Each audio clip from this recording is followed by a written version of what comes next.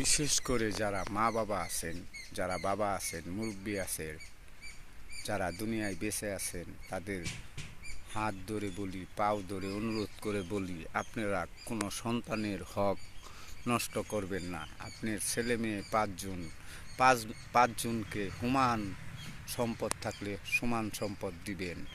এক সন্তানে আপনারা দেখে নাই তার কাজ সে করছে, এক সন্তান ভালো মন্দ আপনাকে দিছে, ভালো খাওয়াইছে, ভালো পড়াইছে, তার নুবে পড়ে আপনার বিবেককে নষ্ট করবেন না।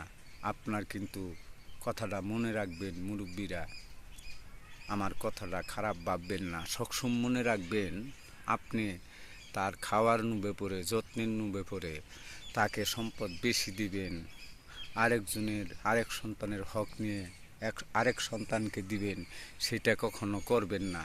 সেটা ধর্মের বিধান না, সেটা কোরআনের বিধান না, সেটা হাদিসের বিধান না।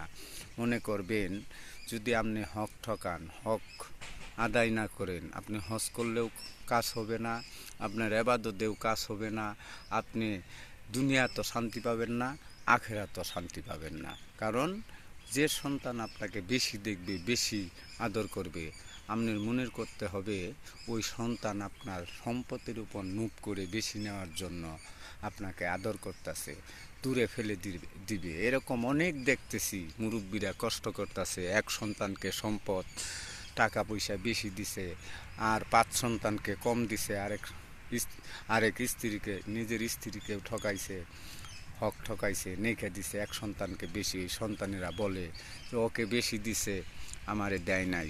ওই বুড়ারে কি দেখবো, অরণ্য যাক। এরকম ঠেলা ধাক্কা করে অনেক মুরব্বী কষ্ট করে দুনিয়ার থেকে বিদায় হইতেছে, লাঞ্ছনা পাইতেছে। এই ভুল কাজটি করবেন না। মুরব্বীদেরকে আমি করজোরে অনুরোধ করে বলি, পাও ধরে জানাই, আমার ভিডিওটি ভালো লাগলে দেখবেন, শেয়ার করবেন, কমেন্ট করবেন, সাবস্ক্রাইব করবেন। ধন্যবাদ সবাইকে।